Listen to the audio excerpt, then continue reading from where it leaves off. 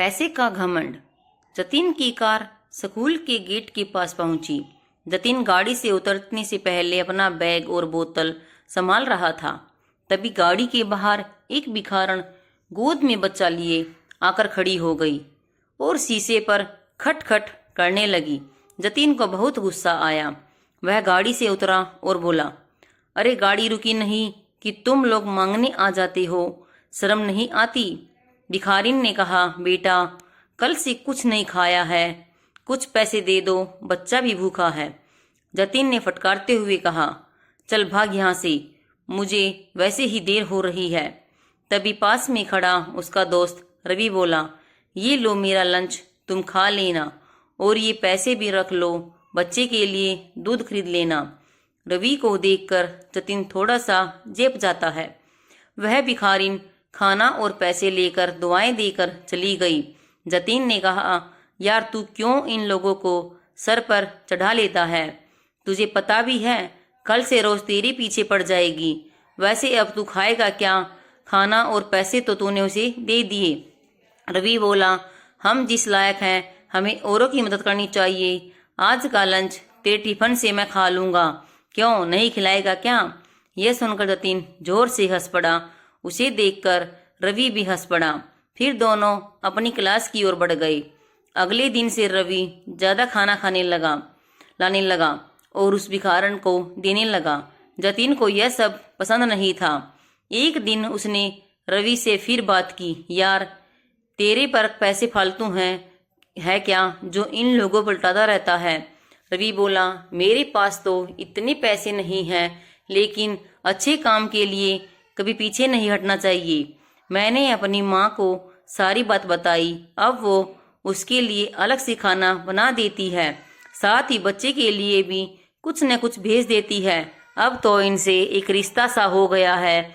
मेरी बात मान, एक बार तू भी किसी की मदद करके देख, तुझे कितना मजा आएगा। जतिन कहता है, मेरे पापा कहते हैं कि हमारी मेहनत का पैसा हम किसी पर क्यों लुटाए। मेरे परिवार में कोई भी दान वगैरह नहीं करता है, और अगर करता भी है तो टैक्स बचाने के लिए। रवि हंसकर जवाब देता है, ठीक है, अपनी अपनी सोच है, हम क्या कर सकते हैं। इस पर जतिन बोलता है, देखिए भिखारी ऐसे ही रहेंगे और तुझे भी लूट लूट कर भिखारी बना देंगे।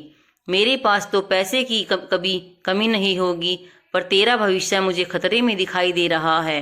रवि कहता है, एक काम करते हैं, कॉलेज खत्म होने के बाद एक बार यही मिलने आएंगे, फिर बताएंगे कि कौन कहाँ तक पहुंचा।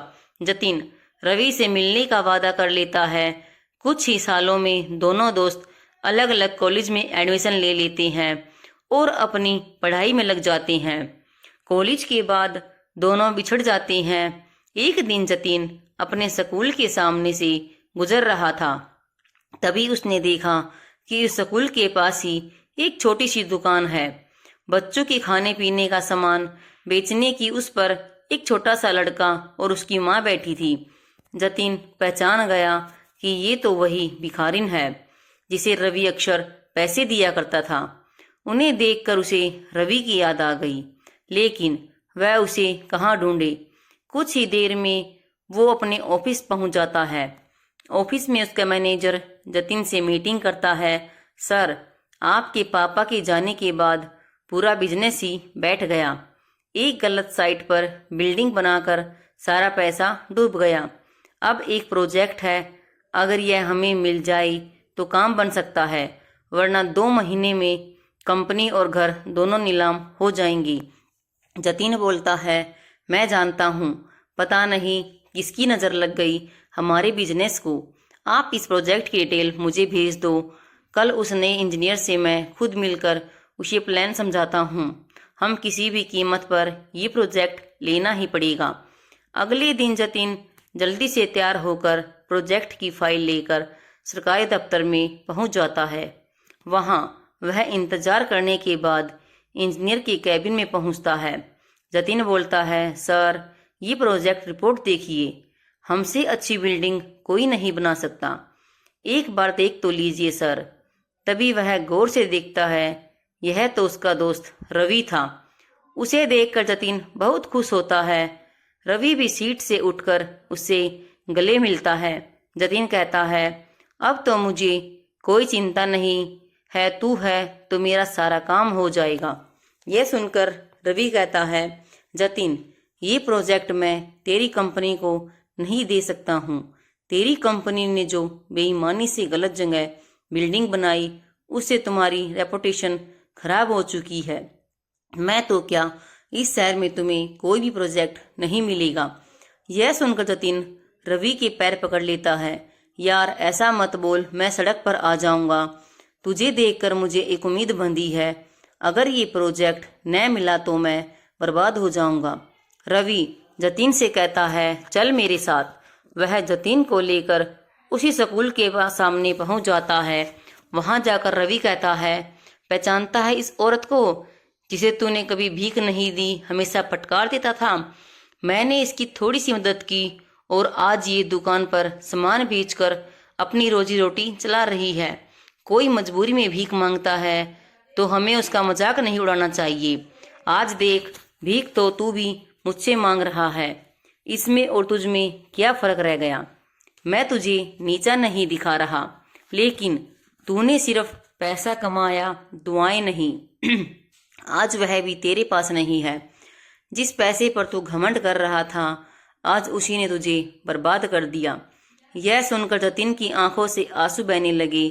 वह बोला, हाँ तू ठीक कह रहा है, मेरे परिवार ने कभी किसी की मदद नहीं की, यही शिक्षा उन्होंने मुझे दी। रवि जतिन को लेकर उसी दुकान पर पहुंच जाता है। वह औरत उन्हें देखकर उनके पास आ जाती है। भैया आप आइए, बैठिए, मैं अभी आपके लिए कुछ लाती हूँ। रवि बोला, नहीं माँ जी, मैं तो बस आपसे मिलने आया था, कोई परेशानी तो नहीं है। वह औरत बोली, भैया आपके कारण हम भिखारन की जिल्लत से बाहर निकल आए। मेरा बेटा अब स्कूल जाता है। यहीं पास ही में हमने एक कमरा किराए पर ले लिया है। मैं अपने बेटे को पढ़ाकर आपके जैसा अफसर बनाना चाहती हूँ। पूरी जिंदगी भी लगी रहूँ तो आपका एहसान नहीं चुका सकती। उनसे मिलकर जतिन को भी अच्छा लगा। वहाँ से कुछ दूर जाकर वह बोला, रवि अब मैं किसी से भीख नहीं मांगूंगा, नए सिरे से शुरुआत करूंगा, ईमानदारी से और अपनी कमाई का कुछ हिस्सा दान जरूर करूंगा। रवि बोला, अगर तू सच्चाई और ईमानदारी से काम करे तो ये प्रोजेक्ट तुझे मैं दिलवा सकता हूँ। जतिन अपने दोस्त के गले लगकर रोने लगता है। इन आंसुओं में उसका घमंड भी बह गया था। अगर आपको वीडियो अच्छी लगी हो तो वीडियो को लाइक, शेयर, सब्सक्राइब जरूर करें। धन्यवाद।